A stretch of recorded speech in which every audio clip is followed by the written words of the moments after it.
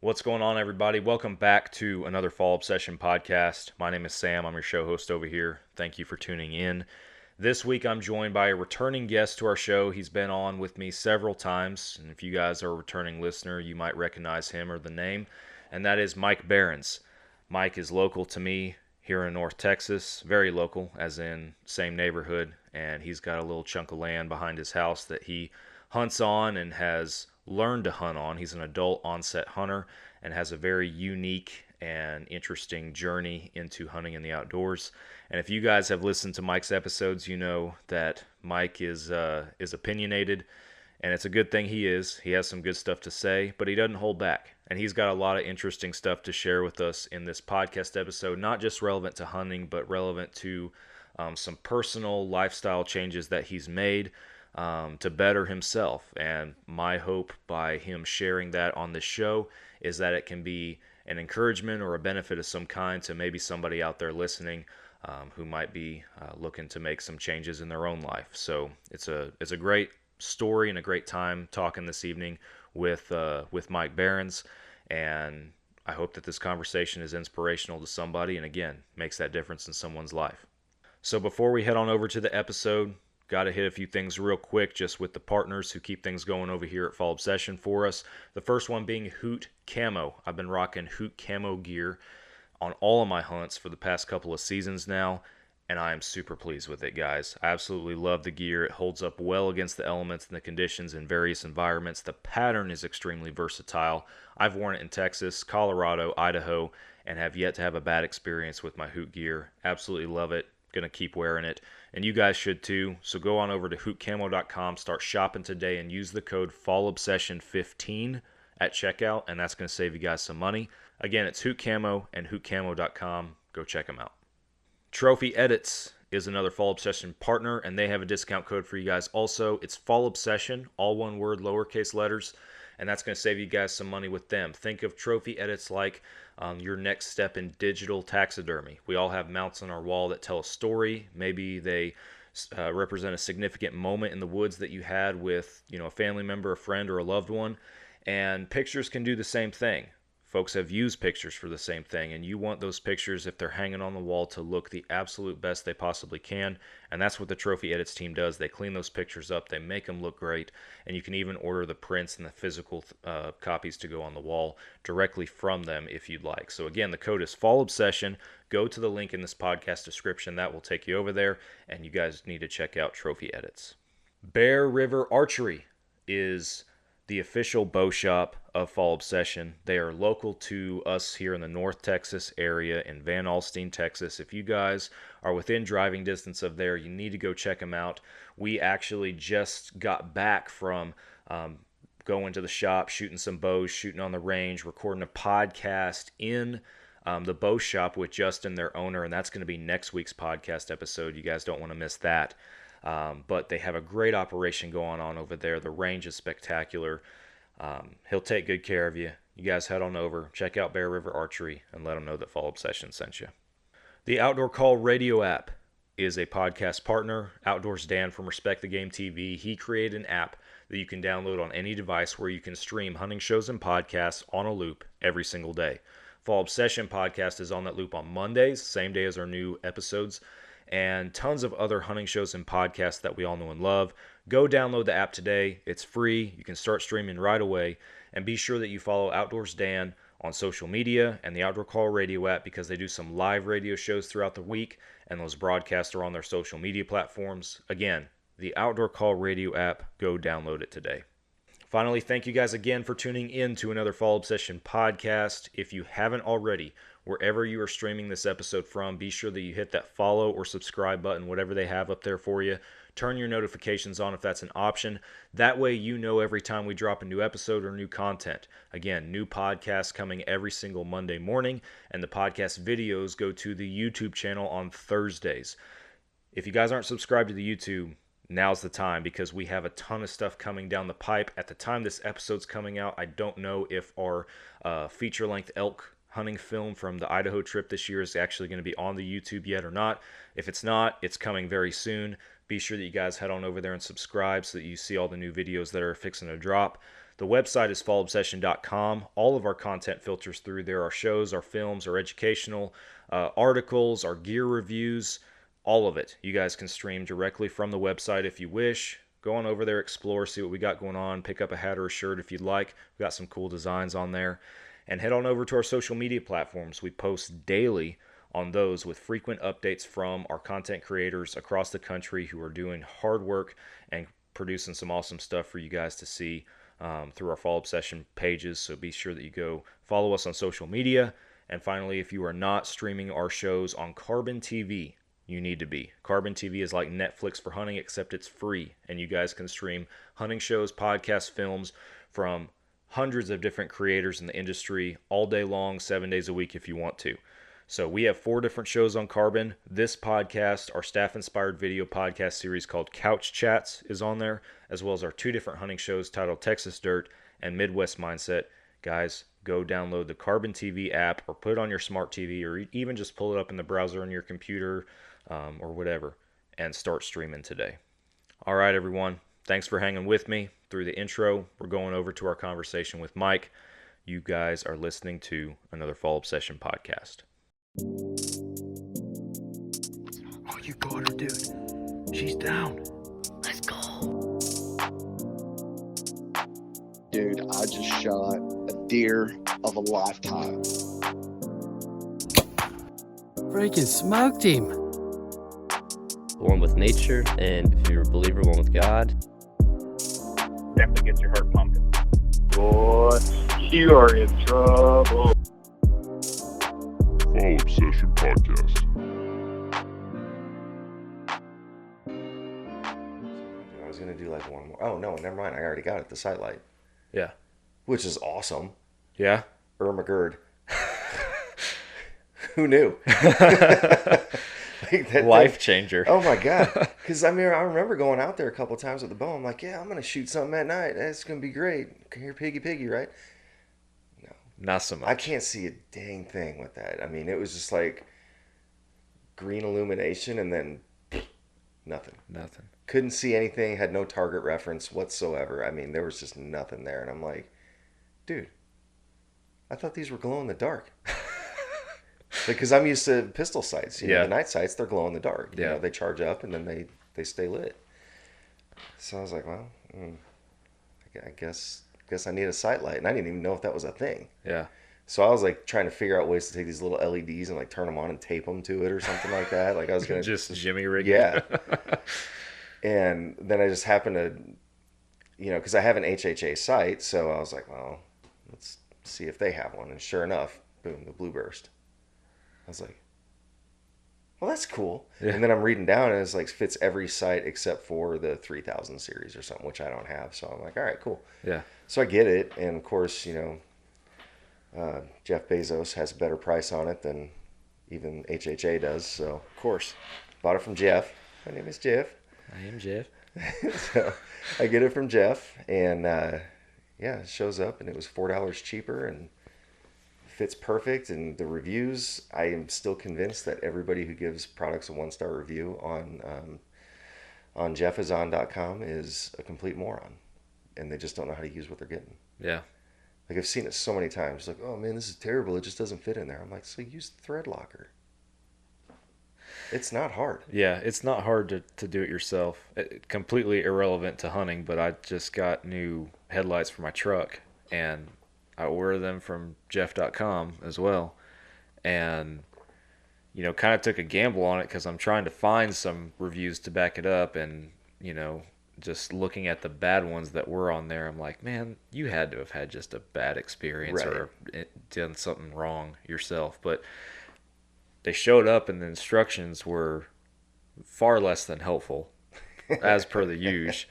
And it turns out like the wiring harnesses for each side, there's a left and a right, but they're not labeled. And if you plug the wrong one in the wrong side, it doesn't work. And there was some guy that was on those reviews that was complaining about how, man, I had to send them back because just plugged them in and I couldn't get them to work. I was like, well, unfortunately, maybe you should have swapped your harnesses. I figured that out, and I was just trying to troubleshoot, like, well, just thinking of any possibility, because I put them in apparently the wrong way.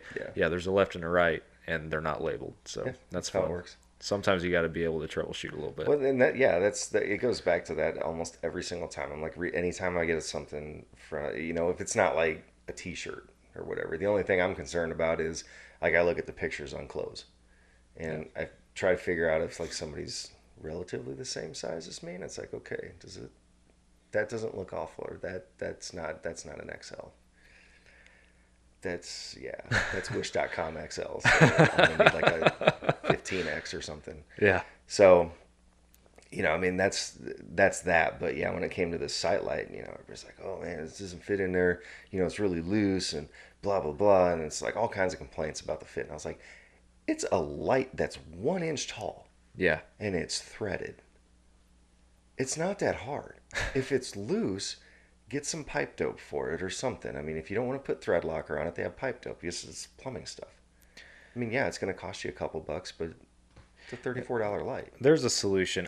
Now, from the nitpicky archery side of me, I can understand, like, hey, if this product is designed to go with this product by the same manufacturer, it should fit. Mm-hmm. Like, I do stand by that to a point. But on the flip side, sometimes you just have to be able to figure it out, too. There's a balance. I had intended on putting that thread tape on there anyway, just to tighten it up regardless. Yeah.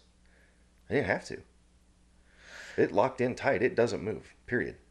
Well, if you ever bow hunt other states, be ready to rip that thing out of there. Because I didn't think about that when I went up to Colorado on my mule deer hunt, and I'm there getting my bow dialed in camp, before we go hunting, and Tim's up there. He's like, hey, you got to take that off. Like, legally, as a bow hunter up here, you can't have that on your bow. And I was like, oh, well, okay. Guess where it is? No idea. Lost it. No idea what happened. It vanished. It's in a pocket somewhere. It's in a pocket somewhere, or it's in a field up there in Colorado. Yeah, I just, like, in perfect example of that, I cleaned out the ground blind before I rotated it and everything. And totally forgot where I put the brass. Because when me and Tyler went pig hunting that night and everything, he's got 30-30 brass, and he's got I think he reloads, or somebody he knows reloads or something. So I was going to pick up the brass and everything because we were busy looking for pigs we never found. And I was like, man, where did I put that? Because I had my 50 brass, I had his 30-30 brass, and then there was the 2 pieces of brass from, one from Carrie's deer and one from the other one. So, and I was like, man, where did I put that? Because all those I reload. And then I'm looking today for something, which I never found either. And I moved one of the camo coats. Sure enough, jing, jing, jing, jing, jing. I was like, oh, okay, cool. Found the brass. Cool. Now where's my pullover camo thing that I was going to wear tonight instead of the shirt? Whatever. So I'm looking all over, and yeah, I always got to find a good one for these. You've had some real. We'll have to do like a little reel or something of all of Mike's costumes for the podcast, because had a few. Yeah, had a few. I didn't get number 1 this year, so I'll have to put that whole idea on hold. Yeah, there will be another time for sure. But and that, I guess I'll dive in. We kind of had a little soft opening there for everybody, which we've done a couple episodes like that now. It's kind of cool, but yeah, I'm here recording in person down here in Texas. Our guest is Mike Behrens this week. Back on the show. I think this is I want to say number 8. I think this is the 8th one you've done with me. Yeah, it's up there. Something like that. The last one we did was episode 198, and that was the one over, I think it's titled Regulations, Bans, and Ethics. The piggy one. Yeah, we talked about the piggy situation in Kentucky.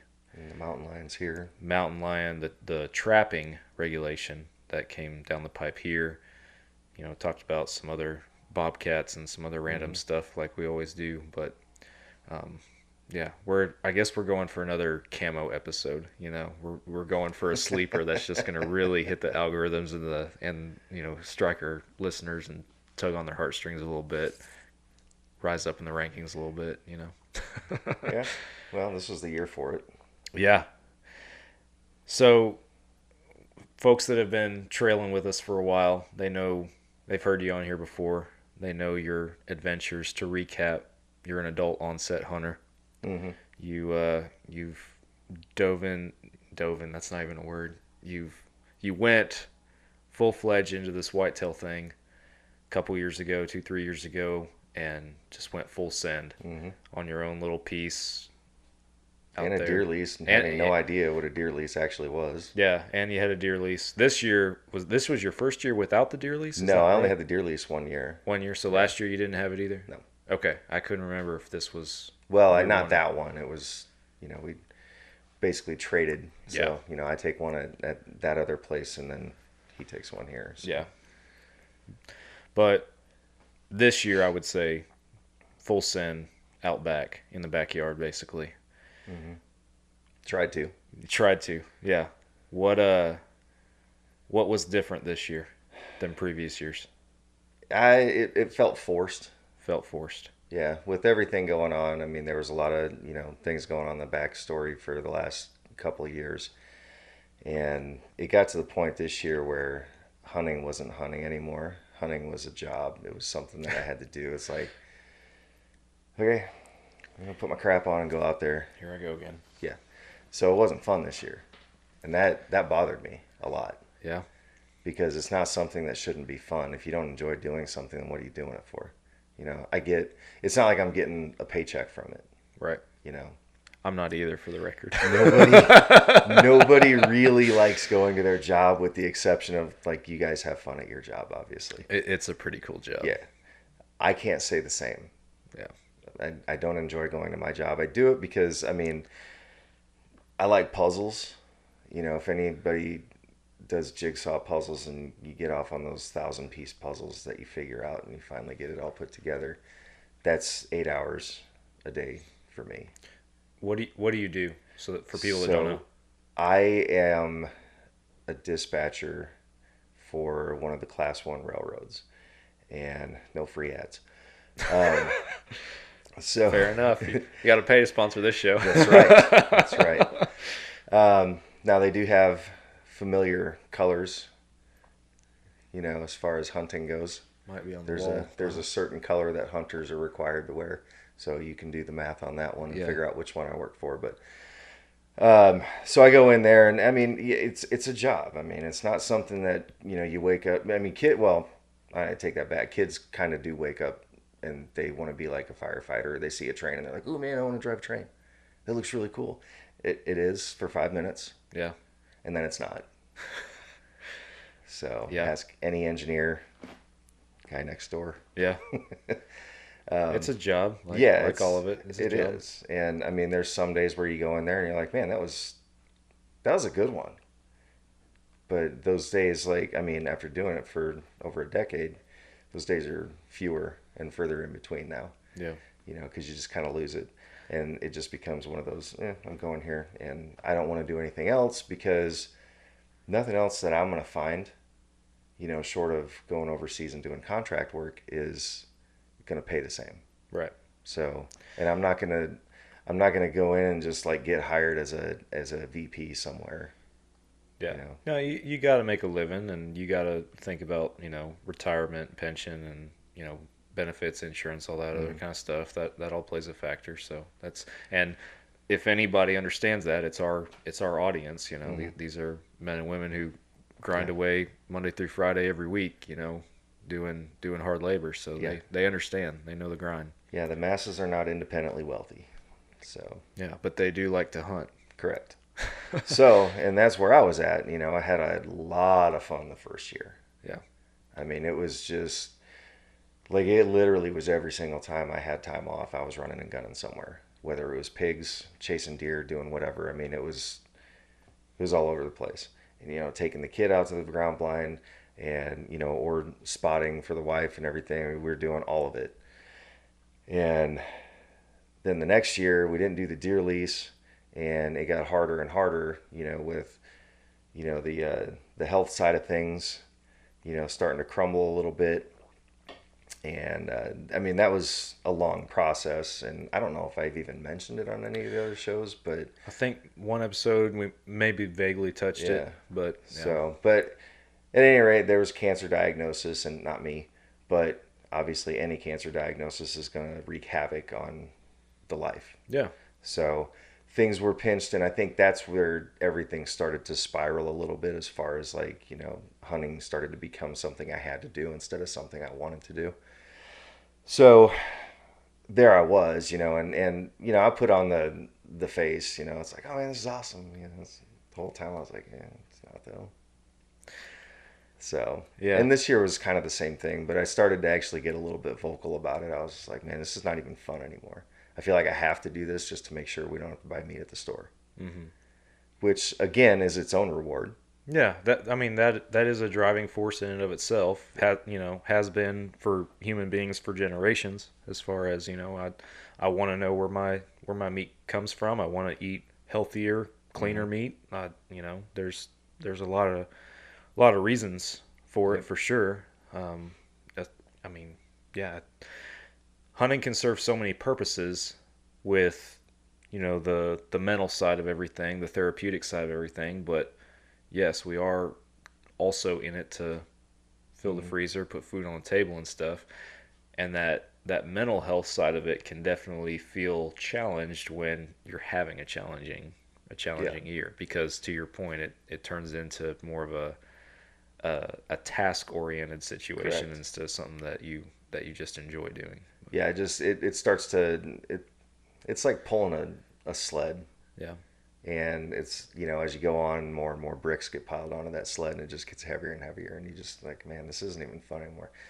So you just want to throw off the yoke and just leave the sled there and just walk away and do something different.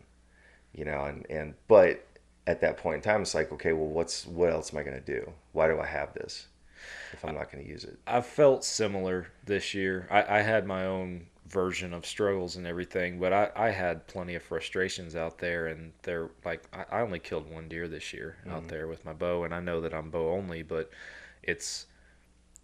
there were plenty of deer out there to be had. It was just a matter of constantly those 1,000 puzzle pieces, right? Mm-hmm. They weren't falling together like I was planning. Yeah, you can't find the corner pieces. Yeah. I had no border pieces. Like, they just took the border pieces out. I had no starting point, right? But yeah, that was a struggle. And there were many times this year where it was like, man, why do I like this? And then I would see a buck in the trees. It's like, oh, all those worries and everything go away, and you're focused on that one thing. Or I'd be like, I'd come home after an unsuccessful trip, and I'm like, all right, I'm taking a break. Like, I'm going to dial it back. I'm going to take a week or two off and not even worry about it. And the very next day, I'm on my phone on the Reveal cell cam app, looking at all my pictures again and trying to figure out what this deer and that deer are doing. It's of course, like, the giant's sitting there staring at your camera. Yeah, we can't get away from the game, right? So I feel you, man. Like, it's a tough spot. Well, and like anything else, I mean, I think to a certain point it's an addiction, and look at any addiction, even if you don't enjoy doing it, you're still doing it. Yep. I mean, I got a perfect example too, and that's tobacco use. I didn't enjoy it, but I finally quit because I wasn't enjoying it. Yeah. There's no point. It was a waste of money. But that was easier. Well, it wasn't really hard, to be honest with you. It's just a mindset thing. And that was the key, not just for that, but for everything. It's all about the mindset. And depending on what kind of podcasts and how many podcasts everybody watches, you'll hear that term a lot. Especially if you're watching podcasts from prior service guys, military-oriented stuff. They're always talking about mindset. And sometimes it sounds pretty cliche. I'll admit that. There's certain terms that I just despise using, and mindset is one of them. Yeah. But that's just because it's said so often. But when it comes down to it, mindset drives everything. Mm-hmm. That's just a fact. It's a hard fact. It doesn't change. So whether it's, hunting as an addiction, it's a mindset thing. And the only way to break that addiction to hunting is to completely shift what's between your ears. And it's like that with everything. I'm sure somebody out there knows somebody who's addicted to alcohol or whatever. The only way you can tell them, it doesn't matter. But the only way that they get off that addiction is a mindset change. Mm-hmm. It's the only way to do it. And that comes from within. It's not something that anybody else can do for you. It's not something that you can I mean, it's community helps. There's a support thing, whether it's, neighbors or the town or the church or whatever, that all helps. But that's not the primary driver. That all has to come from within. So, and getting back to, the funk that I was in, I mean, all the health stuff was for the original issue from last year was kind of, we're coming out of it. And then I was like, well, I think I probably need to start getting my stuff squared away. And it was kind of a necessity too for work and stuff like that too. So, it's like, all right, cool. Well, I'm not going to keep going to my regular doctor because that's not her wheelhouse. It's general practice and everything. So we was looking for more of a specific type of deal. And well, I guess since we're going to talk about it anyway, probably anybody out there who is feeling sluggish, has like chronic aches and pains, or can't get rid of the spare tire, any of those types of things. There's like 5 or 6 primary factors that you can identify, and it's like a checklist almost, and it's hilarious because when I finally saw this stuff after somebody had talked to me about it at work, I finally saw this and I was looking at it, I was like, yep, yep. I made it 100%. All right, cool. Yeah, ace that one. And what it was one of 2 things. It was either an HGH deficiency or it was a testosterone deficiency. So I start diving into that a little bit, and I'm like, okay, well, what's going to cause that? Well, it turns out people like me, people like you, people who work in, any kind of a chemical-oriented area or job or something like that, I mean, you're 60, 70, 80% more likely to have low testosterone than the average bear. Mm-hmm. So looking at me personally, I mean, I'm prior service, 2 deployments, been overseas, drank water that sat in the sun for 3 years, that was bottled in a foreign country that doesn't have the same standards that we do. What do you think's in that water? Oh, yeah. Nothing good. Oh, yeah. So all those microplastics and stuff from the breakdown of the bottles and all this stuff, all these things play a role. Burn pits, everything. You guys have seen it on the news. Jon Stewart just railed Congress about it for years. I mean, we've all seen stuff, it. Yeah. Yeah. Well, that has caused an epidemic of low testosterone in global war and terror vets. Me being one of them. Yeah. So I start getting checked for that and doing the testing and all this stuff. And I'm saying all this stuff because nobody really talks about it. And if nobody talks about it, nobody knows about it. Mm-hmm. So I'm not going to shy away from it just for the simple fact that there might be 10 or 15 people out there right now that are just like, dude, all of that. But they're never going to ask anybody because they think it's normal. And it's not normal. There's nothing normal about being, 35, 40, 45 years old and having the testosterone level of an 80-year-old. And that's what doctors will try and tell you. That's what the VA tried to tell me. Yeah. 300, oh yeah, you're normal, you're good. Really? Oh, well, guess we're fine then. Go to another doctor, and he's like, no, I'll put you on it right now if you want it. But as it turns out, I'm trying something different, and, we can get to that later. But at the end of the day, I mean, there's a lot of things health-wise that were not correct with me. Yeah. And this all came to light, in early November. Mm-hmm. So, and of course, that's kind of like right in the middle of deer season down here. So I'm like, well, this is super. Prime time. Uh-huh. So we just finished up, a very steamy October. That was not suitable to hunt in. Per the usual. Yeah, gross. We didn't even have that little icy weekend like we had the year before. No, I think we went out like, I want to say I think it was like the first full week of deer season. Me and the family went out there and everything. And it was one of those deals where you're out there and you're trying to have fun for the kids, but it's like, dude, we're sleeping in a camper and it's this, like, the sun's down. It's still 80 degrees out here. It's just, it was rough. Yeah.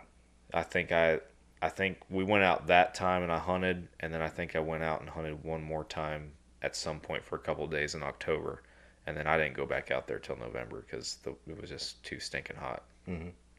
Yeah, fun. Yeah, so that was October, and then of course, I'm trying to cram all these doctor's appointments in on my weekends and stuff like that too. And it's like, and that's kind of too where it was like, dude, this is such a drag right now. Yeah. And I was so over it because I was doing doctor's appointments and this and that and the other thing and just trying to get this stuff figured out. And of course, I ended up firing 3 doctors in the process of this. So I had to keep starting over every single week, it seemed like. Yeah, you're giving the same pitch over and over again. Yeah, and eventually I found the right one. And another pearl of wisdom, and this is something that you and I have talked on, and I'm going to talk to everybody out there now. Do not settle for a doctor that's not going to figure out why. Yeah. Doesn't matter what the situation is. I don't care what it is. If they're not going to spend the time and the testing and do what they need to do to figure out why, fire them and find another one. Doctors need to start being fired so they start doing their jobs and stop being beholden to the pharmaceutical companies that are paying them to prescribe certain pills. End rant. I'm very upset about that still, because it wasted a lot of my time. A lot. If y'all haven't figured it out by now or haven't listened to a podcast with Mike yet, there's no holding back when we sit down here. Like, we might be delicate about how deep we go with some stuff, but, this, what you see is what you get, yeah. But you got to be honest. I mean, there's so many people that just want to beat around the bush and stuff. Dude, just say what you got to say. And we were just talking about that on the way in. Yeah, we were. The anti-confrontational, eye contact aversive society we're in right now. It's like, dude, just look me in the eye, have a conversation, tell me what I got to know. It's fine. I'm not going to get hurt about it. And some people who do get hurt about it maybe need to toughen up just a little bit. No, that's exactly what we were talking about. Just how, if not, you don't have to be confrontational with people. Like, there's a time and a place to challenge them, but just them knowing that you're willing to challenge them on what they're doing. And again, just in today's world, making freaking eye contact. Mm-hmm. Those two things, for whatever reason, just absolutely scares people. It scares people nowadays, and it's crazy. Yeah, you've got it's getting worse and worse too. Look at the kids. Yeah. Thankfully my kid, she will have a conversation with anybody and everybody. And that's the thing, she's not afraid to have that human interaction. But there's a lot of them out there that you put them face to face with somebody and they freeze. They don't know what to do. You put them behind a screen and they'll talk all day long. Another case for get your kids outdoors, take them hunting, take them fishing. Absolutely. Get them started in the great creation. Absolutely. So, but yeah, we're through the deer season. This is just the health thing. We'll go back to the whole deer season thing later. Mm-hmm. But yeah, just staying on the health part of it, I finally get to the right guy. And I went and had my appointment with him. Well, I had been doing my own thing since early November. So when the VA doctor was the one that kicked the hornet's nest on this, but he didn't realize who he was dealing with. And a lot of people, and this is the fair point that I'll make for doctors, they assume that most people are not willing to make the necessary changes. And that's a fair point. Yes, 100%. I see that as from my job as a paramedic. Like, I don't ride an ambulance very much these days anymore, but a couple tours ago I happened to be on one, and I had multiple patients, and that throughout the day, that one in particular sticks out. It was just like I was trying to ask to learn and ask kind of to try and help at the same time, because that's what we're there for. We're there to help. And it was like, well, have you seen your doctor about this condition that you have? Well, they told me this, but I haven't been back. Well, have you taken this medicine for this? Well, they gave it to me, but I haven't taken it. It's like, okay, how do I say in the nicest way possible, you need to try. You need to do right. You need to do something. You have to do your part. You're either going to have to take the medications or you're going to have to make a serious lifestyle change. There's only 2 options there. Right. And most people are going to err on the side of, fine, I'll just take the pill because I like pizza. Which is fine. If that's what you're going to do, own it. I like pizza. I do too. Pizza's I good. also really liked Skittles. And I liked peanuts. And I liked the ones that were coated in chocolate even more. Yeah. So you can kind of see where we're going with this. I was eating like a trash can. And it just got worse because of, the health situation that didn't involve me yet. So all of those things, I mean, when you have something like that going on, it's just like, man, I don't even have time for this. I'm just going to eat whatever. And it's not like I was eating out and stuff. I was still eating venison and wild pig and all those things. But when you're heavily sprinkling your diet with Skittles and Country Time lemonade, which is pretty much all sugar, and then compound that with I had consumed more beer in the last year and a half than I had the prior decade combined. Might have a smidge to do with it. Yeah, that might influence it. Yeah, I mean the VA doctor was just like, "Oh my God, you're gonna die tomorrow," and I'm like, "Yeah, I don't think I am." So we're gonna go ahead and do this the all natural way. So I went home that day, and it was like keyword mindset again. Yep. Cliche, true, but still cliche. Hate that. So I had a mindset shift and just immediately went back into old school. All right, this is what we're doing. Boom, boom, boom, boom, boom. Everything done. Like I haven't had a regular tortilla that you get from the store since that doctor's visit. Really? That first one. And bear in mind, I fired this doctor. I don't go to him anymore. But that was the catalyst for all of this. So this was early November, and I stopped eating everything. I mean, I haven't had Country Time lemonade since that day. I haven't had a peanut M&M since that day. I hadn't had Skittles. Haven't had.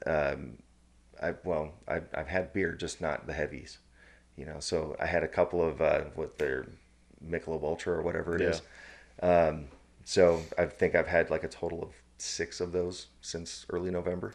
We'll have to bleep out that beer name because there's okay. no free God ads. dang it. No free ads. So, man, they snuck one in on me. You got to pay if you want to hear the uncensored version.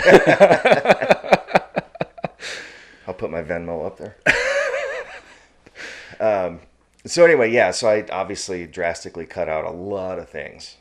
Okay, and it was just a switch that flipped. It wasn't a big thing. It was just like, all right, cool, we're doing this now. So in that first month, so my blood pressure, you have your systolic and diastolic. Well, the top number went down by 10, the bottom number went down by 18. So I dropped 10 over 18 in a matter of like 3-ish weeks, 3.5 weeks. So that was pretty sizable. Resting heart rate went down 10 beats per minute. Yeah. So let's see, I was down like 18 pounds in those 3 weeks. 2 inches off my waist in a month.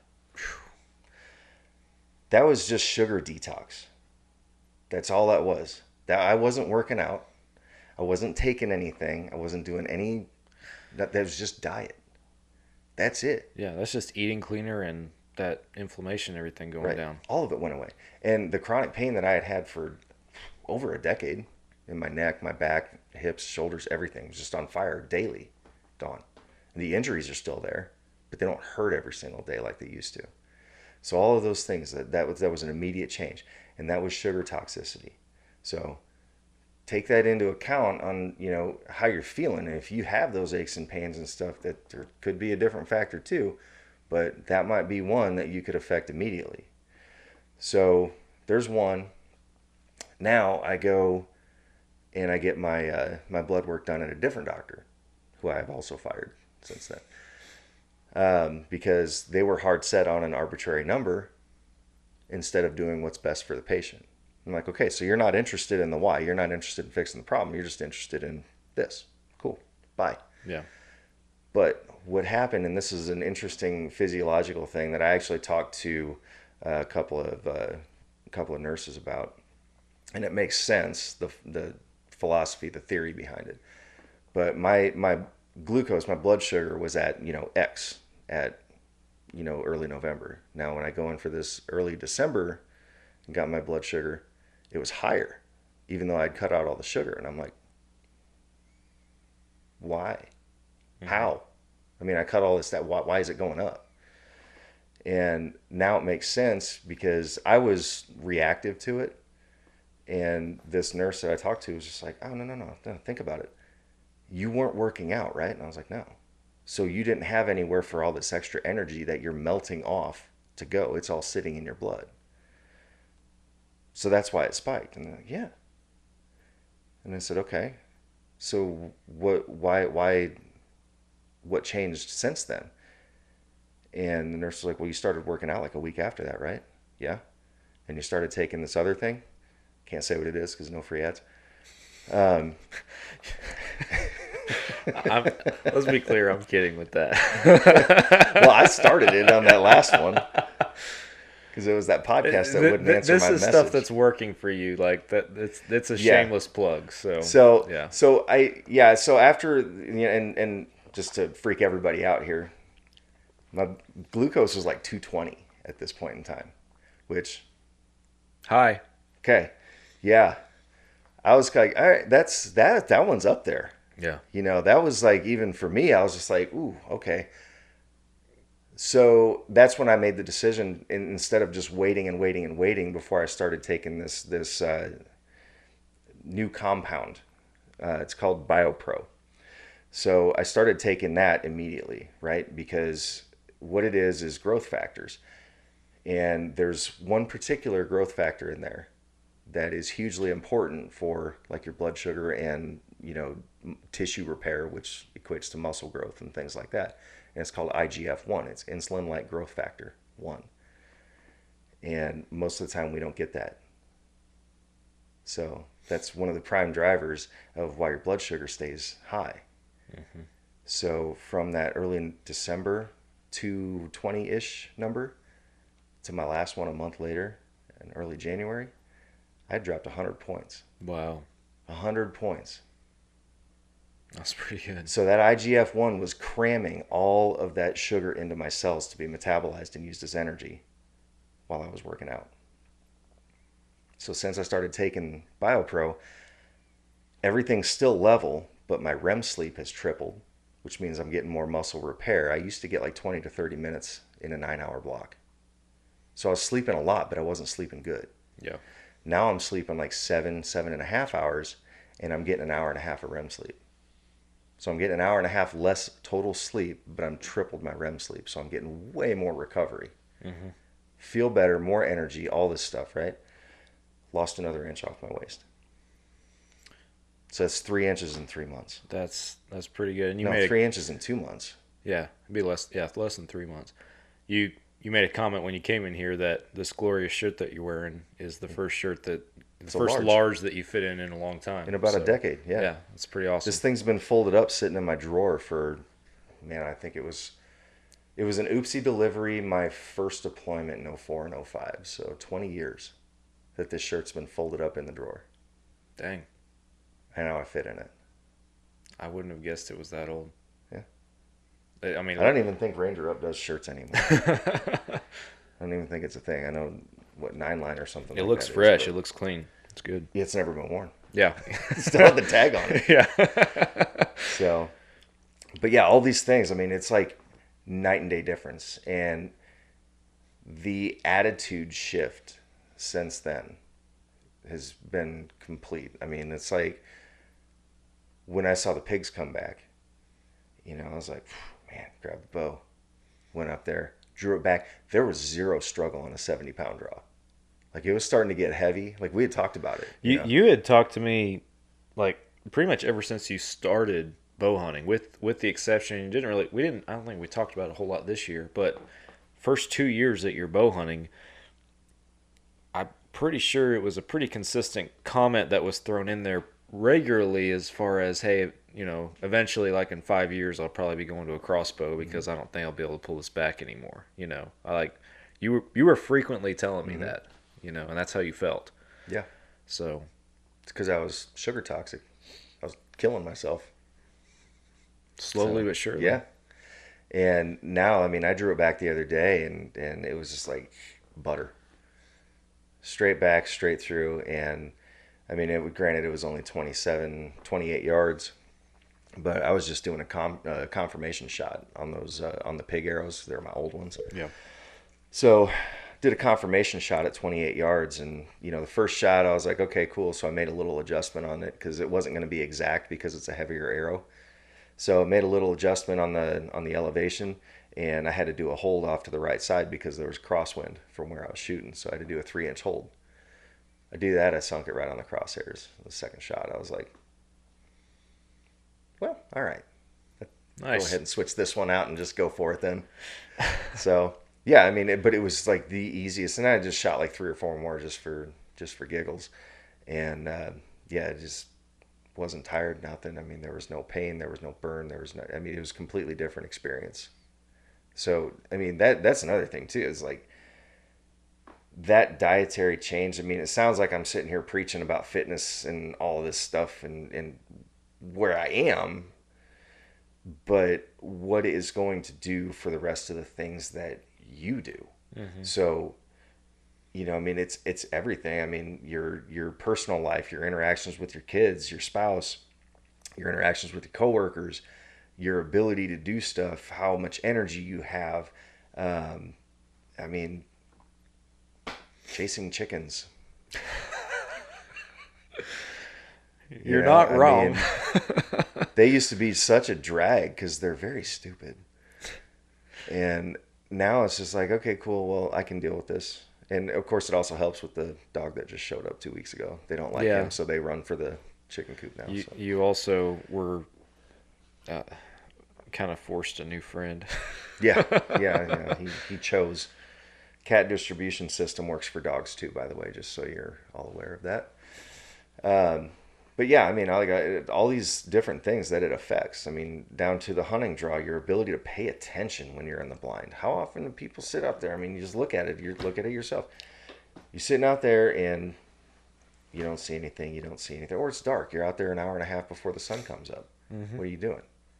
Are you, I mean, like I'll sit there and like I'll be we call it airplane sleep, where you're still alert and you can hear everything around, but you are like that close to passing out. Yep.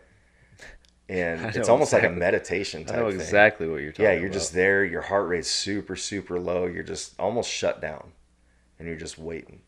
And then, if you're a Texas hunter and you hunt over feeders or whatever, then the feeder goes off and scares the crap out of you.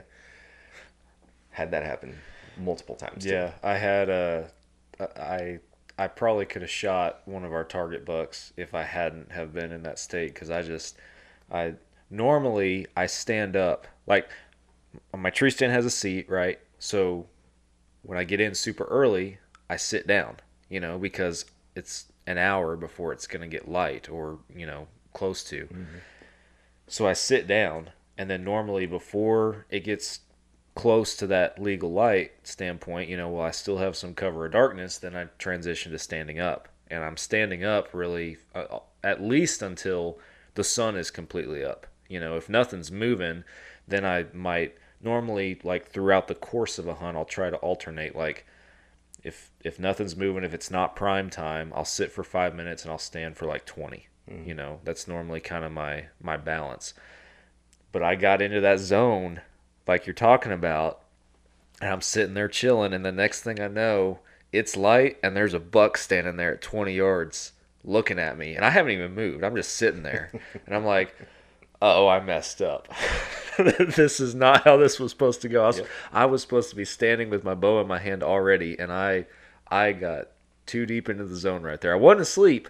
My eyes were open. I saw him step out, but as soon as I saw the brush move where he was, I was like, oh, I messed up. Yep.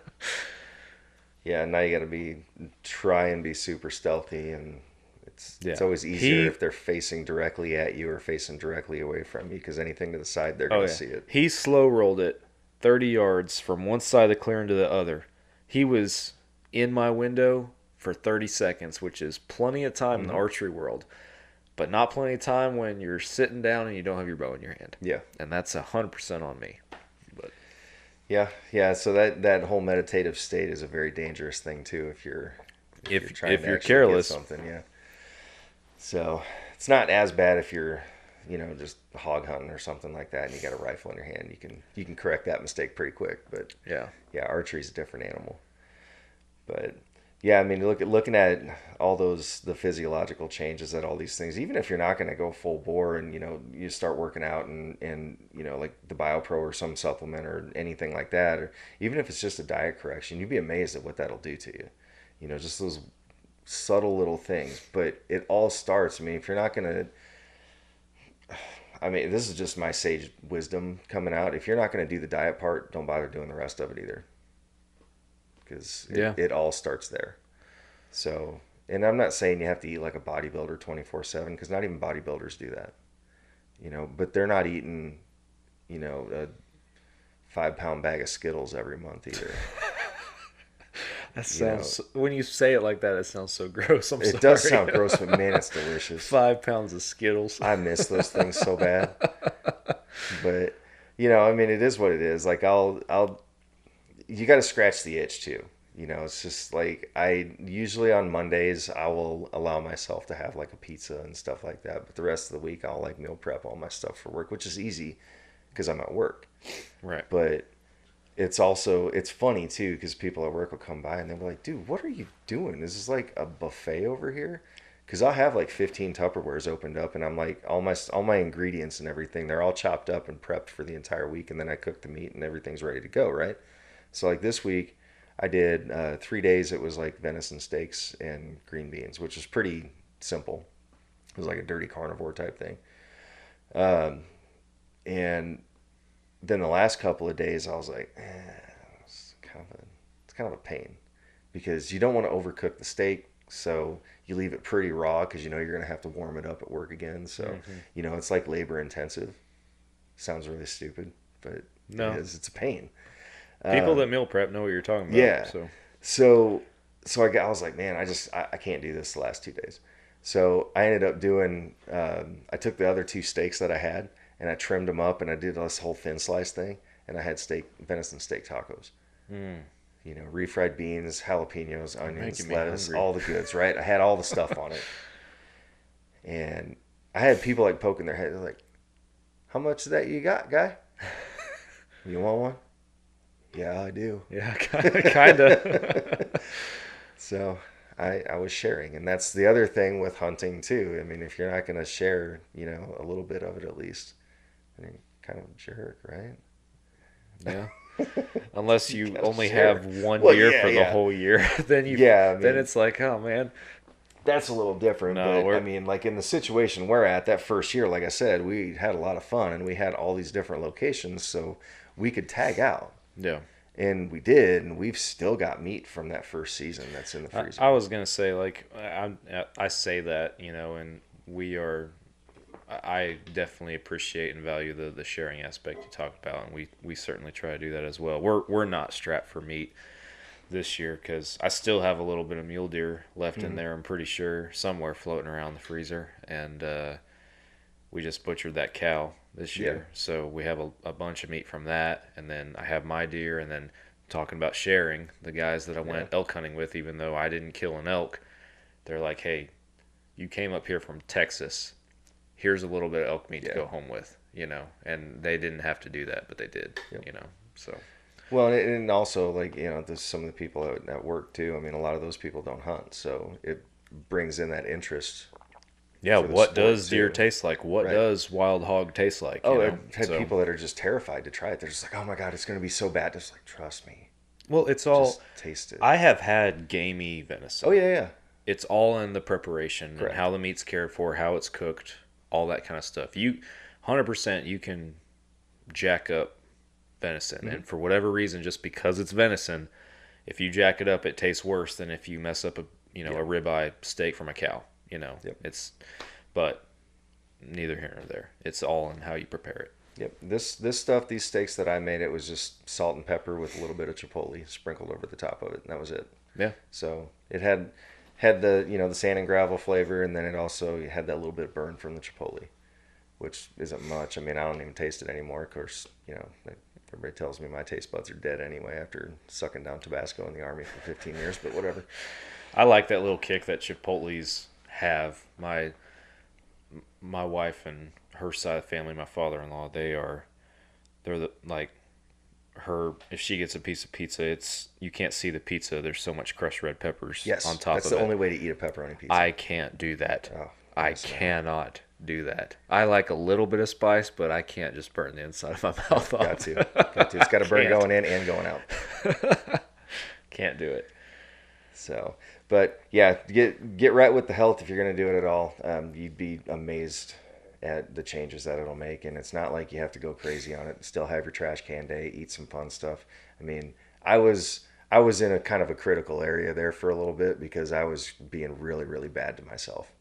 Right now, I can probably go back and enjoy some of the things, but I'm already in there, so I mean, I'm not going to change it just yet. I'm just going to keep riding it out. And there's things that are happening in the spring with the kid and her sports and stuff like that. We'll be going on a trip in our favorite rocket ship, and we'll be eating junk food for a week. So I mean, my time will come again anyway. So, and then I'll have to get back on the bandwagon. And yeah, again, and you've hit it on the head multiple times. Just the mentality and the focus, the intentionality that you can put behind it as a person, the discipline that you can have. That's what makes a difference. Yeah. And like I remember when I, going on 4 years ago now, when I went on my health kick and lost a bunch of weight and got down to 165 pounds and, smaller than I should have been, like borderline unhealthy how I went about it. But I got free of all that other stuff, and I've been able to come back stronger with more muscle. Obviously, I'm not 165 pounds anymore. Could I use to cut out maybe a little bit more sugars and stuff? Because, yeah, I got a freaking sweet tooth. Yeah, all of us could benefit from that. But I definitely am doing things a lot better than I ever was before then. So it comes back to discipline. And I've told people that fitness it's a journey. There's not necessarily you can have goals along that journey, but it's not like, all right, destination reached. Hit my goal. Now I'm down to, 190 or 180 or whatever and shredded. All right, we made it. Now we can go back to what we were doing. It doesn't work that way. It doesn't work that way. Yep. So no, it's a constant state, and you don't have to be elevated in that state at all times. Like right now, I'm pretty elevated in it because there's a lot of work to undo. Right. Or a lot of damage to undo, I guess. So yeah, I'm elevated, and I have been for the last, it's almost 7 weeks now. I'm just counting the rows and the boxes on that stuff. So yeah, we're coming up on the end of 7 weeks. So I'm not even 2 months into this, and big results. Yeah, it's amazing, and like I said, I mean, it was night one, my first sleep cycle after taking BioPro. Went from 20 to 30 minutes to an hour and 48 minutes of REM sleep after that first treatment. Wow. So they say you'll see some effects within days. I saw it within hours.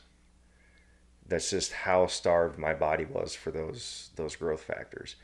And I was eating pretty good. I mean, granted, I was, putting a lot of sugar in there and stuff. And that does, sugar's a blocker too. I mean, it'll block nutrients. Mm-hmm. So there's that. But I mean, I was still eating the venison and the wild pig and the veggies and all that stuff. I was doing a lot of the right things, but I was doing some pretty catastrophic wrong things too. And those things will counteract each other. But just because you are eating healthy doesn't mean that you're still necessarily getting what your body needs, because a lot of the stuff that we get from the store ain't really food. The meat that we get, and this is going on a whole nother tangent, but it is very relevant to what we're doing here. We hunt to fill freezers by and large. That's what a lot of people are doing it for. And yeah, it's more time costly rather than just going to the store for an hour and grabbing a bunch of meat and putting it in the freezer. Yeah, it takes a lot more time. You're spending hours out in the blind. You're spending hours in the off season, days, weeks sometimes, prepping the area and making sure your shooting lanes are correct and your setups, your blinds, whatever, however you're going to hunt, making sure that stuff's all there. You're looking for scrapes, you're looking for rubs, you're trying to track, you're doing all these things. It takes time. Mm-hmm. It's a lot easier just to go to the store. It's also a lot unhealthier. There's a chemical that, like, we export meat to China and Russia, right? Mm-hmm. our meat that we export to those two countries has to be, and I'm going to say this word wrong, I'm sure, but it's the way it makes sense to me. It's a chemical called ractopamine, and I don't know what it does. All I know is that it ain't great for us, and I'm pretty sure it was linked to cancer or something like that. Aren't they all? Yeah. So there's something. I mean, it's like really, really not great for us at all. And this hormone or whatever it is, this chemical compound, has to be certified ractopamine free to go to China or Russia. Doesn't have to for the USDA. Interesting. Ain't it? Yeah. So it's cool that we eat this stuff and poison ourselves. But God forbid that we export it to Russia or China, because they won't buy it. They'll turn that ship around if it's not stamp certified free. So take that information for what it's worth to you. So yeah, and that's why these companies like, I mean, you've seen them all over. I mean, there's like these meat companies that'll ship meat to your door. Okay, they're the same way. They do not put any of these additional compounds in their food or their animals when they're raising them. They're all grass fed, no grain finishing or anything. It's all grass all the way through. Pasture raised, chicken, ducks, wild caught fish and all these things. Like all these things are out there and these options are there. Does it cost a little bit more? Sure. But if, it's a good way to supplement what you're doing with the hunting side too. But getting away from those, it's an easy win for your longevity and your health is to get away from store-bought meat. Yeah. Or at least until we make some changes in how our USDA is run and we get some things changed and certified free and we can't use that stuff. Banning red dye 3 or whatever it was, that was a nice first step. Yeah. Can't use it on lipstick, but man, we can drink it. Makes perfect sense. Oh man. Well, so the hunting. Moving on. We when we were talking about this episode and kind of throwing stuff out there beforehand, like I'm glad we dove deep on this, and some people may be thinking like, man, I thought this was a hunting podcast. I thought that this guy Mike was just going to get on here and talk about how Kentucky's banning more pigs or whichever state's next. But this part of your journey, I think, has been. I'm glad you dove deep because, one, it tells a big chunk of your story and the story from this season, what you're going through. It sets the stage for a lot coming up, I feel like. And then, hopefully, I don't know, maybe one small piece of this helps somebody else out there, motivates somebody else out there, is the missing piece in that puzzle that they're looking for, whatever it might be. So I hope that it serves its purpose through that. We will talk a little bit of hunting here before we wrap it up, though, because I saved the episode number 223 for you. I was like, man, Mike needs this one. This is Mike's episode 223. So here we are. And that was the reload. Yep. That was the reload. So yeah, there was some frustration this year. Obviously more than what I just talked about. There was added frustration to it too. But yeah, this year it was I moved the location a little bit. It wasn't an entirely new area. It was same area. I just moved it 75 feet to the right. Yeah, just trying to set yourself up a little better. Yeah, put up a new location for the blind. I didn't like the setup I had last year because it seemed like no matter what I was doing, I always seemed to have the wind at my back, and that's not great. No. So I know how I got that last one the year before, that December, that big dude. I got him because it was a calm day and he couldn't smell me. Yeah. And that's the only reason that he came in. So I was like, okay, I got to move to the side. So I set myself up on the east side because the wind will typically blow south to north. Mm-hmm. So I set up on the east side. We're good to go. Everything starts coming in. And man, you talk about deer. Oh my God. I've showed you the pictures. Oh, I yeah. mean, there's just It's it's an packed. obscene amount of deer It's that are back packed. there. And I mean, we've got like the pictures. I've been paying attention because I'm trying to find out when they're going to drop their antlers, and they haven't dropped anything yet.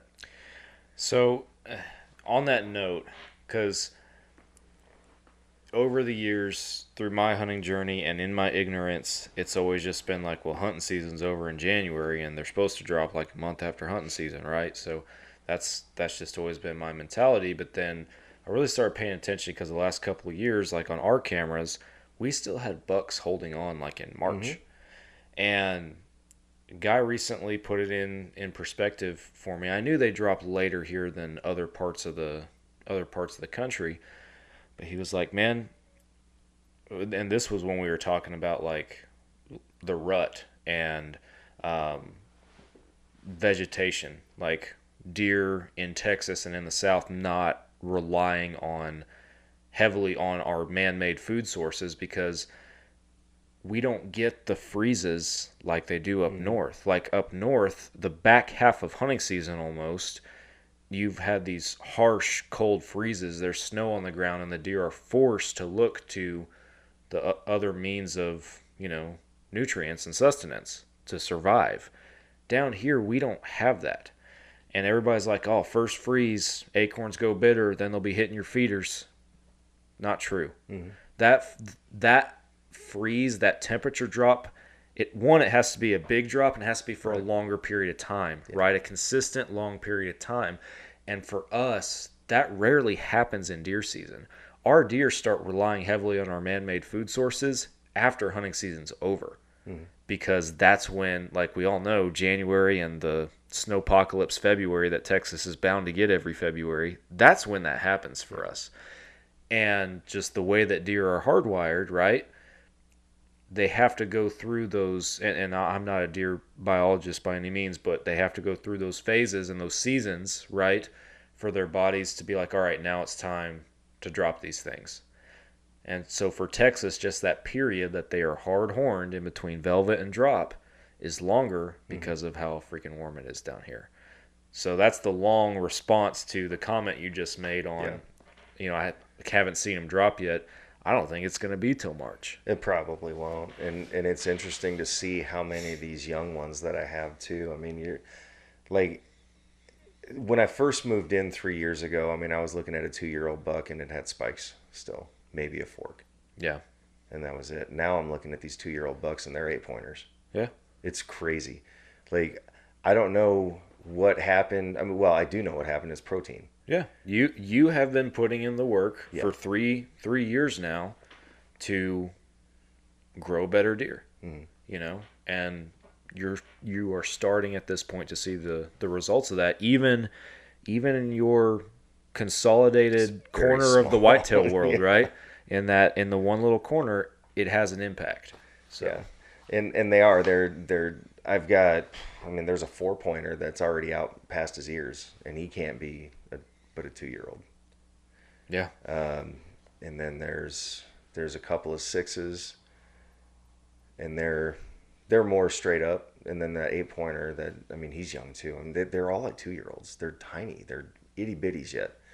I mean, that 8 might be a 3, but the way he's shaped, I mean, he's not going out like that 4-pointer is. I would say that 4-pointer could possibly be 3. Yeah. Maybe. That 8, he's like this wide. I mean, he's just super, super small yet. So he's 2-year-old. Yeah. Has to be. Well, and the other thing that you have the luxury of being able to do too is just, you have years of pictures that you can go and look back on to try and figure out, okay, as these young bucks start becoming mature bucks, you can kind of start figuring out, okay, what has been this buck's progression? Which deer am I looking at right here? Don Higgins, who's a very well-respected whitetail manager in the industry, he told us on this show, he was like, man, unless you have pictures of a buck like for his whole life, he's like, you can't age a deer any better than the next guy. He's like, that you can say, I'm not going to shoot that deer, he's 3, and the next guy be like, no, he's 6, he's good to go. And that's obviously a huge contrast. And you kill a deer and he's a 5-year-old or a 4-year-old or Well, whatever. when you lay them down and you open their mouth up and you Yeah, see I the mean teeth are ground down to the that's nubs. the ultimate. Yeah. That's the ultimate tell, right? But his point just being that you can guess and maybe guess pretty close, but the only way to truly know is if you have the history with the deer, right? Which you're building a history book back there with these guys. Oh yeah, we're building some history. So yeah, I've got a new name for one of them, and this is another one that he was on the radar last year, but talking to with me and my wife, we were talking about it. I was like, do we want to take him or do we want to let him grow? We've got the other ones. There was that super wide. God, what was he? He was an 8-pointer, but I called him Big Six the first year. I remember him, yeah. Super wide. I mean, he was like a 20-inch spread. It was 19 3/4 or something like that. It was just ridiculous what his spread was. So yeah, I mean, there was that one, and then the dude from December, that last big one, and there's all kinds of targets that were out there. Oh yeah. So it's like, all right, we got plenty. Yeah. We'll just chill out on this 8-pointer, and we'll let him grow, and we'll see what he turns into. He did not disappoint. And I've shown you pictures of him throughout this year. He's got 2 real nice crab claws on the front, and Nice deer. he's a weirdo considering the gene pool I have back there, though, because he's not a mutant. Everything's very symmetrical on him, and that's one of the few. But I think I know who his kid is, and it's that little 8-pointer running around that's also symmetrical. Oh yeah. You can see that's the cool thing, and the thing that I like to study when you have that opportunity and that perspective through the cameras in multiple years. You can start to see the family tree grow, Yep. and you can pick it apart pretty good sometimes. Yep. Yeah. So we let him go last year, joint decision on that one, and so he comes back this year, and yeah, he's pretty. Yeah. Got one close up. And he had those little spikes coming off of, one was off of the main beam, and one was off of a brow tine, but he had an additional spike. So depending on the length, I mean, I called him a soft 12, a hard 10. Yeah. So, but he definitely came back and he looked good. So, and the funny thing is there were a couple of shots taken at this deer. And he's still alive, unscathed. So he has earned the name Neo. So next year when he comes back as a 12 or 14 or whatever he's going to turn into, he's already got his name. I'll have his plaque made. And he's His spot on the wall is picked out. It's already there. He is good to go. But yeah, he is a good looking deer. He's big. Thick bodies. He'll, and that's the thing is like he'll run solo. He'll run with the group. It doesn't. You never know what he's gonna do, which I guess comes with age. He's getting smarter. He's like, well, I mean, it's like I go back to the military thing. If you become a creature of habit, you become a target. So we were trying to avoid being habitual in everything that we did, and that's old deer aren't stupid. No, they are. I learned that, and our listeners that are returning are well aware. I learned that definitely this year, and dealing with a very smart buck out at our place that kept playing that cat and mouse game quite a bit. So yeah, they're the biggest ones for a reason, 100%. Yep. So we had a couple. We also had Limpy. I tried to pawn Limpy off on you. Yeah, you tried your hardest, and He's still there. Thanks to, again, one of these Texas winter weather events, I had to spend my evening winterizing everything, and as the temperature was actively dropping below freezing on me, instead of out there killing the deer that was standing in front of your ground blind that you were going to put me in. So yeah, he literally showed it that night. We were talking about you going out there. I think he was like 15 yards in front of the. Yeah, you texted me. I think it was like at 5:15. He was like, "Well, your boy's down there." I was like, "You gotta be kidding me." And he was too. It was like he was looking at the camera after we were talking. He'd never looked at the camera like that before, and he was looking right He at knew. the camera. I was He like, freaking dude. knew. He heard you and me talking in the driveway that day, I'm sure. So, but yeah, he's one, and we call him Limpy because he's got one of his back legs like it broke, so it's like folded under like that. So he's got 3 legs. He's got 3 wheels. Yeah, another and a reason that he was one to take out. Mm-hmm. So, But because Carrie and I both had our 13-inch or wider tags for Wise County filled. yep, the great state of Nothing. Texas antler restriction rules didn't help with that situation. Hence, you trying to get me to jump on there. So Yeah, and that's a lot of times, like, I mean, if you got somebody who's got property in another county, you do the buck trade, right?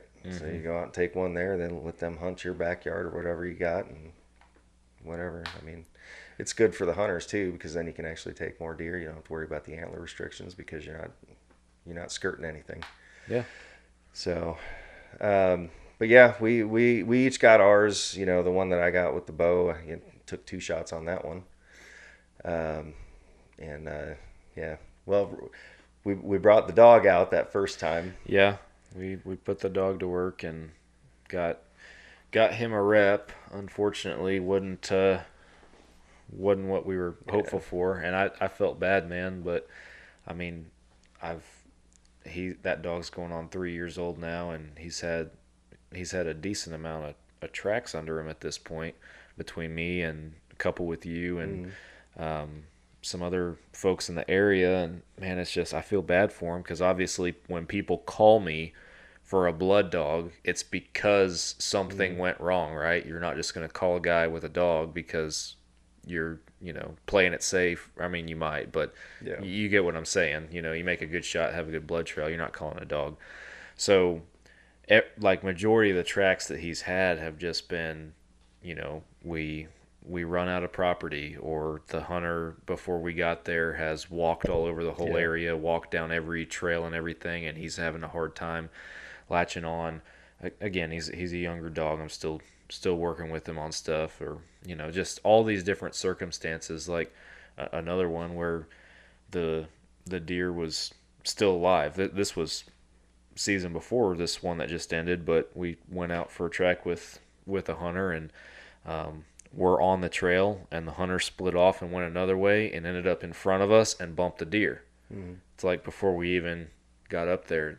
It's stuff like that has just been, I feel bad for the dog. I'm like, dude, you need a win, which is why whenever I kill a deer, on the rare occasion that happens, that I'm always like, okay, I know I got a good blood trail, like we got a good shot, but I'm bringing you out here just so that you can know what it feels like to find something good at the end of this thing, which he got that opportunity this year. But going back to yours, I've had enough of those unsuccessful ones that when I walk up and the dude's got an arrow in his hand, and arrows are cool because you can kind of see what, kind of the preview to what you're dealing with. But I felt bad walking up and seeing the meaty glaze over it and the hair, and it's like, we're not going to find this deer, man. But we ran the dog, and he found your pig kill from Right, a couple weeks before.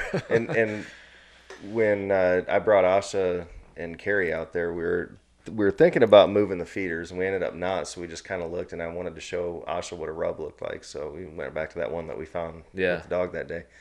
And I showed her that, and then I started talking about how we found that pig, and Asha was like, "Wow, I want to see."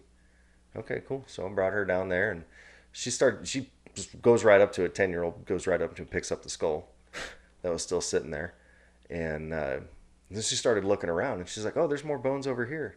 So she found all the ribs and stuff like that, and she found a shoulder blade, and she found the bottom jaw. Oh yeah, yeah. So we ended up taking the whole thing back. Now we've got that. Now you got a pig skull. Yeah. That's pretty cool. Yeah, so we got that whole thing back there.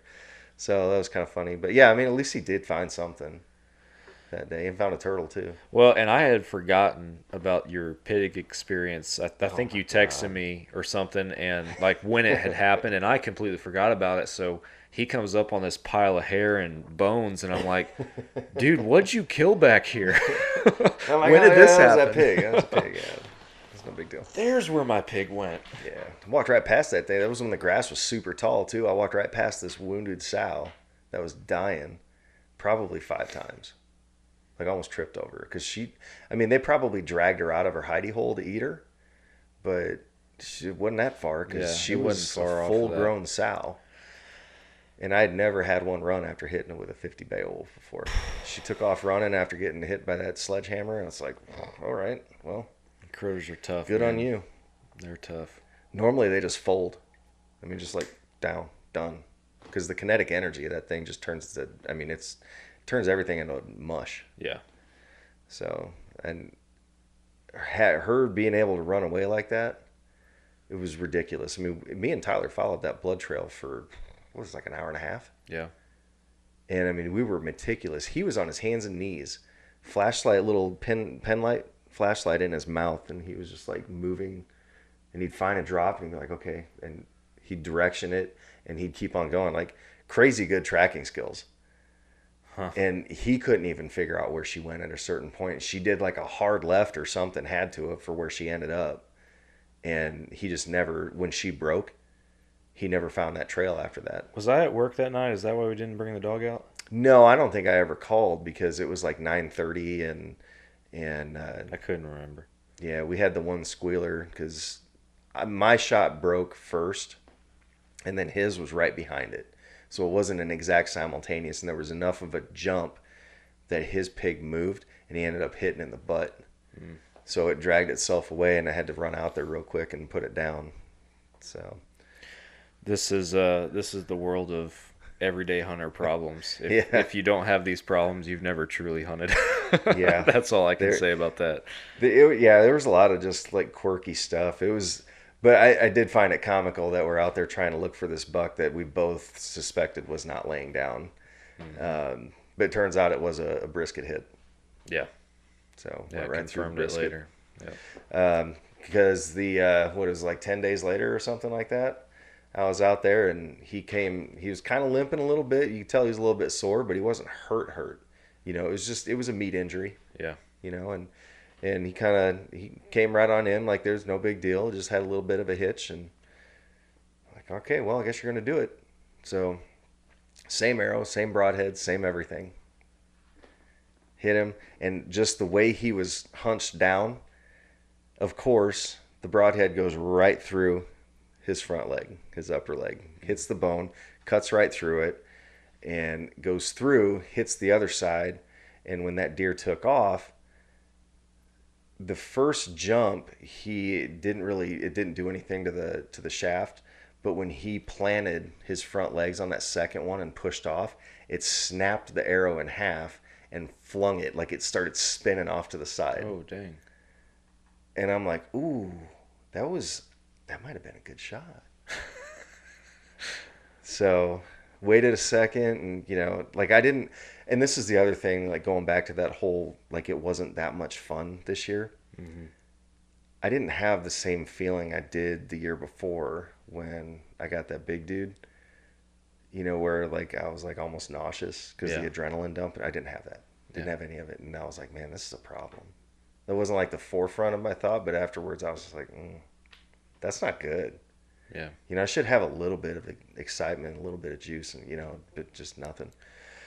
But anyway, so I go out there and I see what happened, and where he pushed off, and back legs, front legs, all that stuff. I'm like, all right, cool. Oh, there's the blood. So I think I followed it for like 10 feet or so, and I saw the arrow, the shaft, and the lighted nock sitting there where it flung off and helicoptered into the grass. Saw that, and there was like blood spray that came off of it too. So it was a good hit, and I'm like, all right, sweet, we're good here.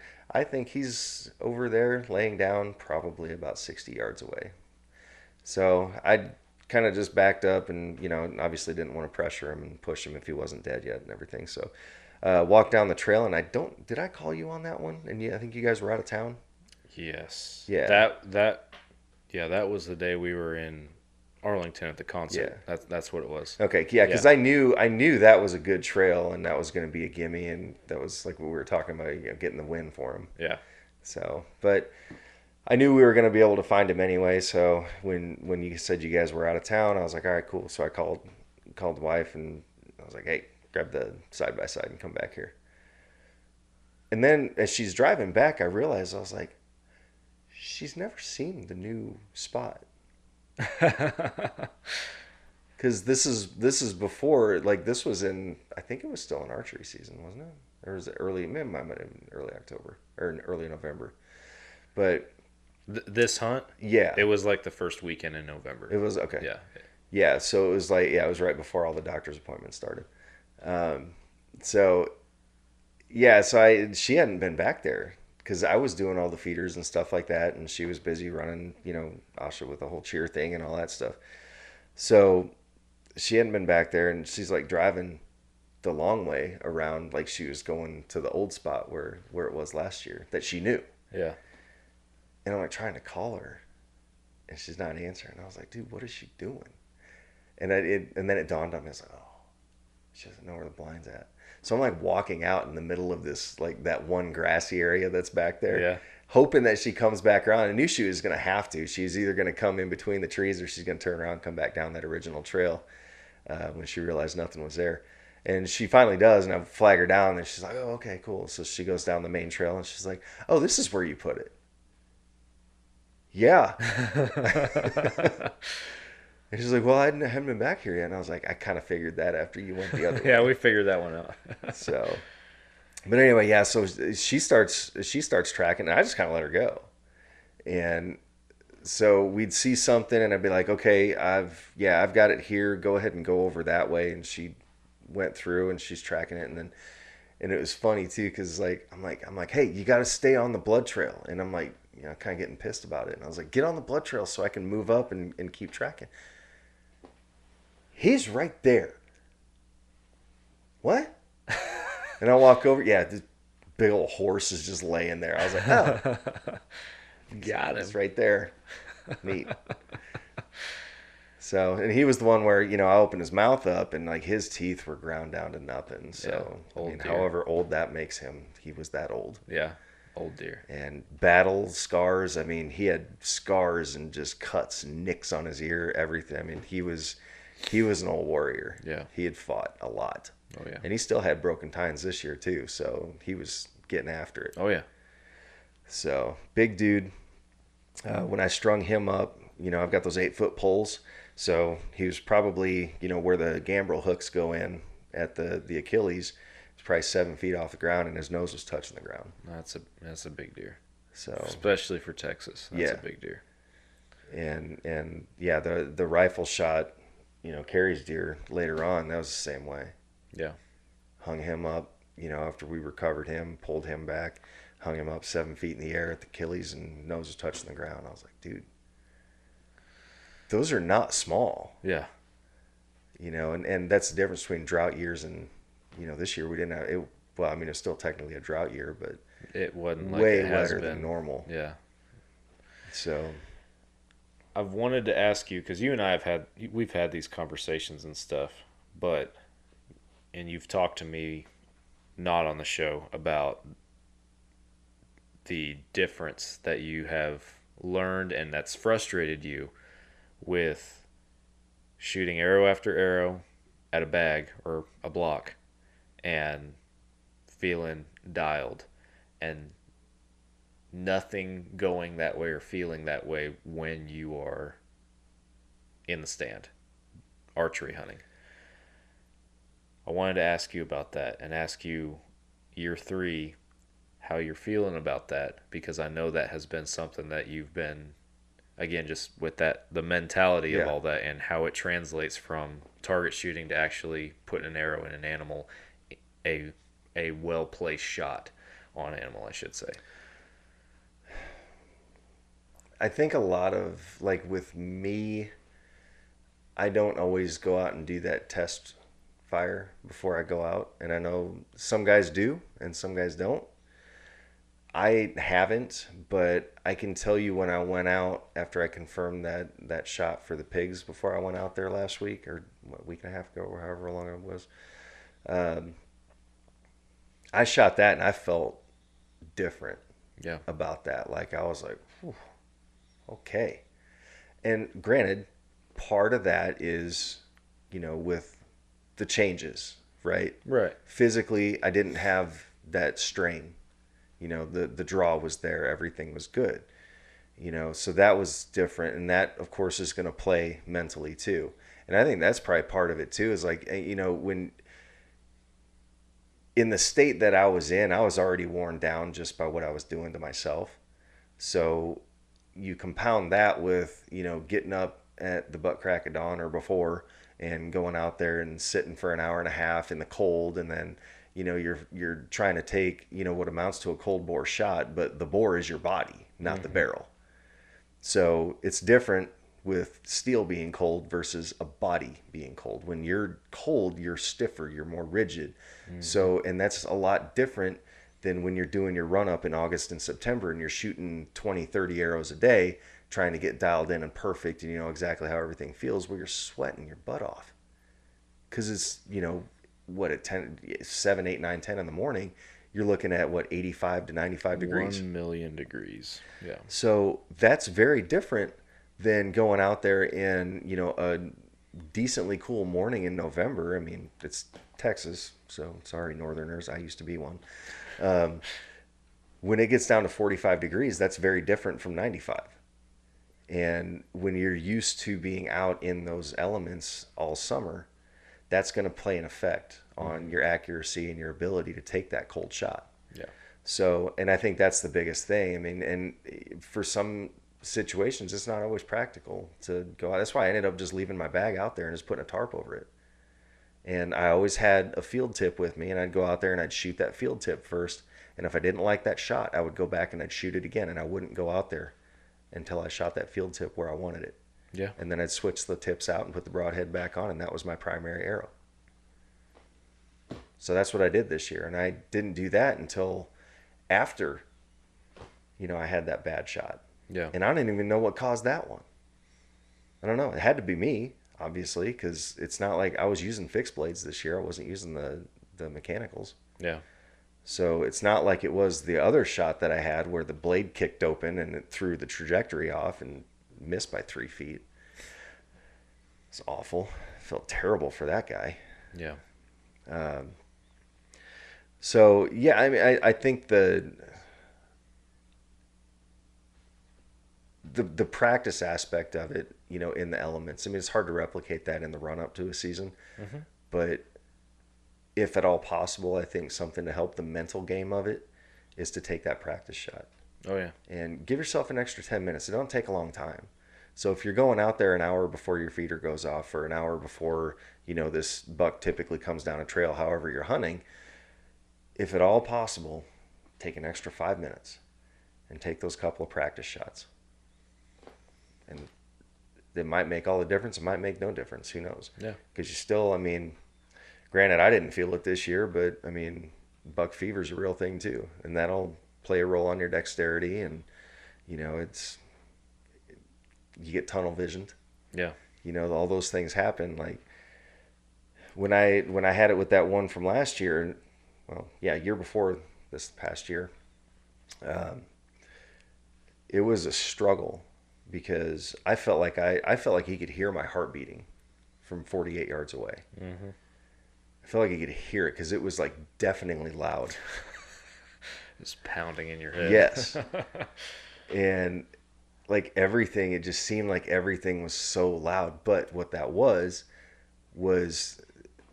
that's that old school, that's that caveman thing coming out in us. That primal thing where it enhances all your senses. Like, and that's where that tunnel vision, you see what you're looking at, and you focus in on that, and you see so much clearer that one thing, but you lose your focus on the rest of it because you're locked in. Because we're predators, we're wired that way. That's why our eyes are in front. We lock in on that, and that all goes away. Everything out here goes away. And we just that one thing. Yeah. And that's the tunnel vision. And your hearing gets better. You can hear everything that goes on around. That's why you can hear your heart pounding in your chest, because everything's just enhanced. You know, and I don't know, I haven't experienced the smell side of it yet, but that's there too. Mm-hmm. You know, I mean, especially after, like when you go up there to the feeders and stuff like that, after, or wherever the impact area is, and you go up there, you smell that urine and that musk and everything. Yeah, that's it too. Normally you don't catch that. You can catch a whiff of it every now and then, but man, when you're really locked in like that, and you're kicking back to those basal instincts, you can smell it, you can see, all that stuff is like right there. Everything's heightened. So that's going to play a role in all it too. So you can elevate those things artificially. You know, they do it in like sniper training and stuff. They'll make them run like a 2-mile run to the next station, and then they have to get down and take a shot with an elevated heart rate. Okay, it's similar, but it's not the same. Yeah, there's the contrast of, you like in the archery world, you have the guys that do the total archery challenge, or that train for hunting in the mountains or out west, you know, where you're climbing, you're running, you're exerting yourself, just like you just talked about, and then you have to execute and take a shot. And then guys that the opposite contrast to that is guys that hunt in ground blinds, that, you know, they practice shooting from a chair, you know. You try to replicate the environments, but to a certain extent actually drawing back and putting a pin on an animal. One, I'm a big proponent of, like, if you can get a 3D target, like an animal target, I think that does a world of difference, opposed to just shooting dots for practice, as far as, you know, ensuring that you're holding in the right spot, your shot placement is correct. It kind of tunes your mind a little bit better into, okay, what if they drop? What if, you know, where do I need to hold at this distance at, you know, this random 37-yard shot, or whatever you come up with. And then one thing that was impressive to me, because I watched a lot of elk videos leading into my elk hunt this last year, and Cam Haines does it. I have mad respect for Cam Haines. I think he's a beast. He's a stud. But as far as an archer, I was watching him in some of his films. Multiple times I saw him draw back on an elk and then let down. He was never going to shoot it. It's just, it was an opportunity. He had a bull. I would have shot it, if I'm being honest. It was a perfect bull for Sam Thrash, but it wasn't big enough for Cam Haines.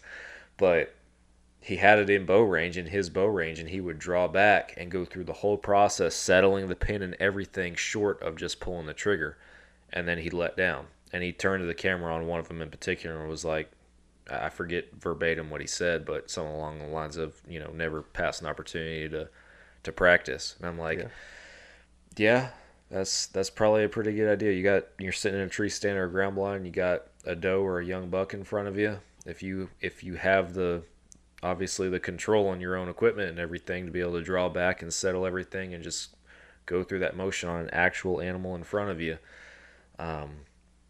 I don't know. Probably some rando out there is thinking it's irresponsible, but it can help you kind of get tuned into what that actually feels like, because it's different. It's 100% different. Yeah. So.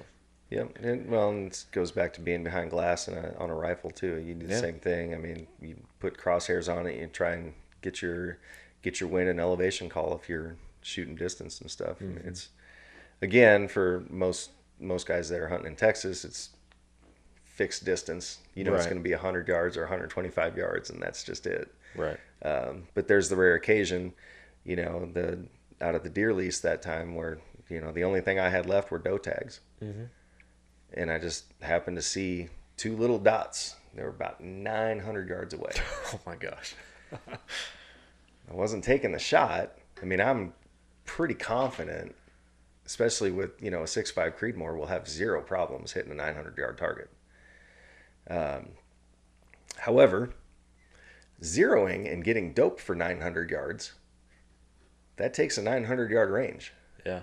And didn't have that set up at that particular time. So, I got to get close. So there starts my accelerated stalk. Yeah. So I basically did the old school, you know, I knew I was out of sight line for him for at least the first 500 yards. So I picked it up and I shuffled on down there as quick as I could. And so I got to a low spot, and I'm like, all right, cool. Now I got to start being quiet. So I just start paying attention to where I was stepping and everything.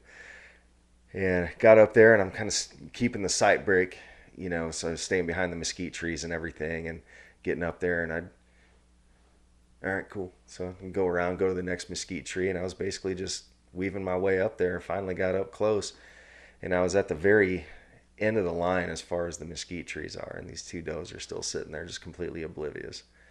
And of course, now I'm up against the clock because the sun's about halfway hidden by the horizon, and I'm like, oh boy, I got a half hour.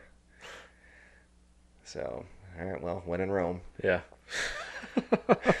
So find the crotch of a branch that it's about the right height and everything. So had to get a wide base, which honestly isn't really the worst thing in the world if you get a wide base and you can lean into the tree. So doing that, and targeted the right hand doe first. Put the crosshairs right on the breadbasket. Estimated she was probably about 80 yards away. So I aimed a little bit higher than I normally would because it's a fast round. It's gonna hit her before she hears it. So take the shot. Then she takes off, and she's down. All right, sweet.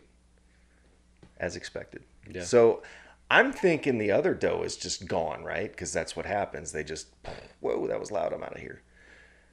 So I'm not worried about being quiet at this point. So I'm bulling a china shop coming out of the tree line. And I happen to look up, and here's this doe just staring at me like, blink, blink. What is that? And I'm like, why are you here? I was confused. Like, it took me off guard to the point where I was like, I didn't know what to do. I was like, do I shoot her? Do I scare her? What, Oh, wait, I still have another tag left. Okay. So I hit her. Yeah. So I took 2 does in about 5 minutes, and that was the end of my season at the deer lease. Yeah. That's how it goes in Texas sometimes. I'm like, okay, well, turns out I wasn't the only person to do that, because 2 weeks after that, right at the end of the season, one of the other guys on the deer lease, he sends me a picture of 2 dead does, and I was like, what happened there? And he's like, well, I shot the first one, and the second one didn't move. I was like, well, that sounds familiar. Yeah. Happens a lot. I think this year, I still need to have him on the podcast, but I think my dad had that happen to him this past season. I can't remember if it was this year or last year he got a twofer, but I'm pretty sure it was this year. Yeah, I couldn't believe it. I probably should have, because, what just happened last night on my way into work, coming up to the stop sign up there, right? And one of the little, it's probably a first year, I don't even think she was bred, but it was a doe. Pretty tiny. Her head was barely above the front of the vehicle that I came up here in. So not terribly big. I don't even think she was breeding age yet. But I saw her. She crawled through the fence on the east side. And I saw her, and I was like, oh, surely she's going to stop. But I was slowing down to a stop sign anyway, so I was like, whatever. And she just straight up walked right in front of the vehicle, like, casually. Not a big deal. Yeah, just like a cow coming to eat out of the bucket. And just casually walked in front of the vehicle, stops, looks at me, and all that was missing was the, what's up? That was it. That was all that was missing. She just looked at me and was like, all right, cool. Well, and just slow walked over to the fence. And I rolled the window down and I yelled at her. Oh my gosh. Oh man. So yeah, she was one of mine. One of mine. She's my problem child. So yeah, it got to the point where the first year, we were working on the feeder, and my stepson was out there, and I came back on the 4-wheeler, and just as I'm coming around the clearing, and I see, like, down the trail, and I see him sitting there, and he's doing this. I was like, what is he doing? And I get up closer, and there's like does 25 feet away from him eating corn. He's throwing corn to them, and they're walking right up to him. Well, that's They won't do that to me. Well, no, because you're a big scary man, but you have that was year 1, right? Is that what you said? That was the first year, yeah. Yeah, they had nothing nothing to associate with danger. They didn't know, and they've probably been around some person somewhere that's been doing that off their back porch or something around here, you know. So they were far from having any hunting pressure at all, or understanding what, you know, a gunshot sounds like. He was also seated. You know, he was sitting down and completely non-threatening. I mean, those does, if they wanted to, I mean, you've seen does fight. If they wanted to, they could have hurt him. Yeah, they're more scared of him than they are. They usually only fight each other. Yeah. So, but yeah, it was pretty comical. Some of the stuff I saw out there is just like, and I tell people at work this, and one of my friends, she's like, you have a petting zoo in your backyard. You could if you wanted to. It's not terribly inaccurate, to be honest with you. I mean, some of the things you don't really want to pet. I mean, sure, the pigs are friend-shaped when they're little, but they're not friendly. That's like no, just because they're fun size doesn't mean they're fun. Dude, those little ones, there's like 40 pounds of hate packed in that 10-pound body. Oh yeah, they're little angry beasts. But yeah, and that's the other thing now too. I mean, with the deer hunting, I mean, it was pretty much a lackluster season. I mean, we just, you know, filled our Wise County 13-inch tag, and away we go from there. But you know, the big story was like, you know, the prep for next year, because I've got another picture I'll show you, but this is a stranger deer, a stranger buck. I mean, he's friggin' huge too. And he just came out of nowhere. And then there's another, like I think he's a 9-pointer. And this dude come in, and I've never seen him either. Well, you killed 2 dominant bucks in the area, and I know you got a bunch of young ones, but might not have a young one that's quite ready to step up and fill those shoes, and you get an older one that wanders through, and hey, well, I think not there's too bad over here. Yeah, the battle's gonna rage between Neo and these 2 other new guys that are in there, because they're all about the same age, I'm guessing. Yeah. And Neo's gonna be, like I said, he should be a hard 12 at least next year if he keeps growing at the same rate. Which, I mean, that's not terrible for a backyard low fence or no fence deer. So you got him, and then the dude that I'm going to show you, he was out there earlier today, and he's an 8-pointer, and he's kind of interesting. I don't know if he's got a broken tine or a stunted growth tine on the right side, but it's kind of funky. And then the 9-pointer, he's got a crowd. I almost thought it was Neo at first. But then I saw there were 2 different deer. They almost look identical on the body. They even have the same little scruff marks and stuff, you know, where the fur kind of swirls. Yeah. Same everything. I mean, they're almost identical. The only way you can tell them apart is on the right-hand side as he's his right-hand side. If you're looking at him, the left-hand side, he doesn't have the crab claw. He's got a little stump. So I don't know if it got broke or if it just never grew or what, but that's the only way I can tell them apart. Interesting. So there's 3 really big ones, and then of course that whole crop of babies that are growing up too that are going to be pretty impressive. I mean, that 8-pointer who's not even close to being outside his ears, I'm fairly excited to see what he turns into. I hope he doesn't get hit by a car. Yeah. Well, we hope that for all of them around here, the way people drive. But so yeah, no, you got plenty of potential running around back there, man, and you know, to kind of bring it full circle and wrap it up, you know, I know it's a challenging year, but you're making good lifestyle changes, you know, when it comes to your own health and well-being, and I see that translating next year, hopefully combined with a healthy deer herd, and lots of options that hopefully you can kind of get some of that fire back under you a little bit with what hunting is. So you've had a couple of years with some extenuating circumstances, hopefully kind of get through it and reap the rewards next year. So yeah, it's already coming around. I mean, again, you know, just with the changes that have been made since November for me personally, you know, that stuff, like the mental side of it, the acuity, and you know, I don't know, it's like I'm going to say it and it sounds stupid because I'm like searching for the words right now to describe it, but it's not like the brain fog's gone, right? You know, and that's really the best way to describe it. It's like it's not that I was, you know, not clear-headed or anything, but it just, I don't know, it was sluggish. Sluggish, yeah.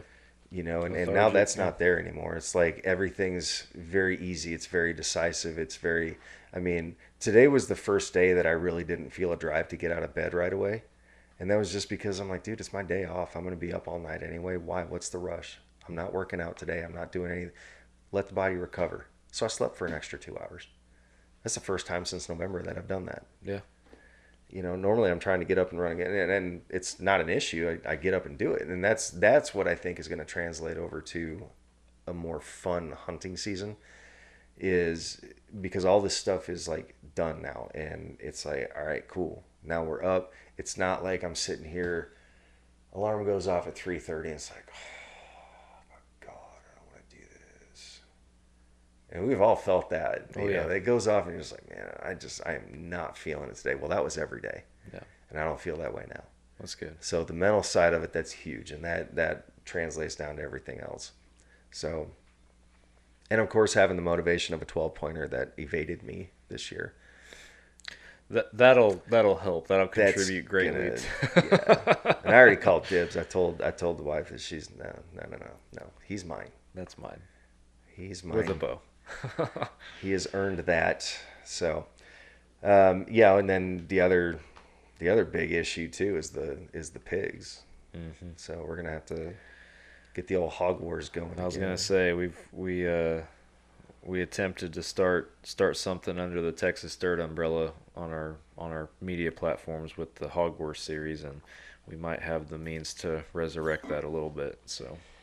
Yeah, with the 32 piglets that were under my feeder the other day, yeah, I think it's time. That'll be big pigs, and that's about the same amount of time you can blink. So, yeah. There's a lot. I think in total right now, I mean, just those two different locations, which are about 50 feet apart, I had counted upwards of, I think it was like 48, because there were 32 littles in one clump, with a very proud sow standing, like literally looking at the camera. And then at the same time, on the other feeder, there was the other part of the group, and that was all the boars and the juveniles and other sows and stuff like that.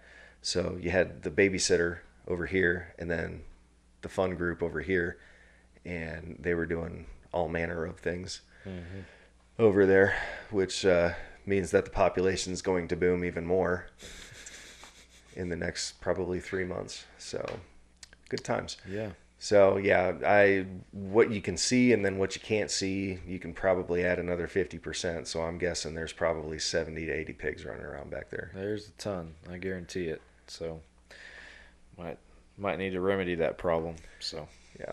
Well, they haven't been back since my day is off. You know, I go out there and the wind shifted on my day off and started blowing out of the north, and I'm like, well, there's that. I haven't seen them since. They'll be back. Oh yeah, They'll be back. Well, man, thanks for hanging with me for a while and giving us all a big old update on everything you got going on. Yeah. And yeah, we'll be back for your 9th or 10th or 27th podcast with us eventually. You know, so we'll keep the train rolling. So. Well, and I'm interested too. I mean, because it was more of a, you know, like the first half of it was more of a personal thing, you know, and it's not something that most people would readily talk about, let alone to a bunch of strangers on a podcast. But on a hunting whatever. podcast, yeah. I don't even care at this point, because there's so many, like, you know, I go back to the whole PTSD thing. You know, my uncle was in Vietnam and everything. He didn't talk to anybody about it until I came home and I had a CIB, Combat Infantry Badge. I was the first person he talked to about it, and I was like, man, why? You know, so it didn't make sense to me. Because he kept all that stuff bottled up, and the things that he told me, I was like, dude, it was nuts, right? Yeah. So the things that he told me were completely insane, and he had never really spoken a word of that to anyone because they didn't get it. And you could see what it did to him. And a lot of those guys were like that. And I'm like, nah, that's not it. And you still see it with the people that come back from global war and stuff like that. You know, some of the guys are worse off than others, and they won't talk about it. Some do. And I'm like, well, to me, it doesn't make sense to just bottle it in. So, you know, and this is kind of the same vein. So if people ask, I'll tell them. You know, if there's like, so what happened over the, okay, well, you want the story? I'll tell you the story. I don't care. You know, and it's not like I was anything close to what my uncle was in Vietnam. Right? It was different war, different tactics, different everything. But, you know, if people want to know, I'm not going to sit there and, you know, hold back. I mean, I'll tell them. Yeah. Because it helps, you know? Yeah. And it's kind of the same thing. It's like, if it doesn't help me, it might help somebody else. So if there's somebody else out there that hears what I just said about that whole thing, and they're just like, you know what, I'm gonna do that too. Sweet. Yeah. You don't have to say anything. You don't have to make the comment. Don't do anything. You don't if you don't want to. But if it helps you, great.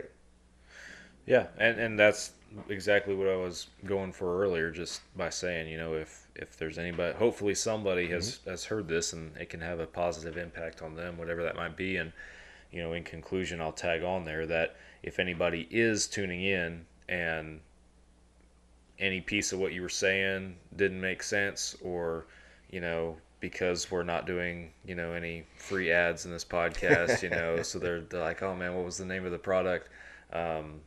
You know, if you need to send us a message, you know, to get, so that we can get you in touch with Mike, who can give you more contact info, man, just shoot us a DM. It's not a secret. I mean, you know, that's the whole thing, is like, people will always ask, like, oh man, what'd you do? What's your secret? And I was like, it's not a secret, you know, and I cannot stand people in, you know, the health industry, you know, and influencers, I'm talking about you, that want to do stuff and then, you know, act like it's a proprietary thing. It's like, you don't own the health industry. This is, it's free knowledge. Yeah. It's always been there. We just forgot how to unlock it. So if you need help unlocking it, I'll give it away. I don't care. You know, I'll tell you what you need to do. There you go, folks. There you have it. Well, thanks again, man. I appreciate it. It's always a good time. Yeah, appreciate you having me. Guys, thanks for listening. Be sure you like, subscribe, all the good stuff, and we'll be back with you guys next week for another episode. Catch you then.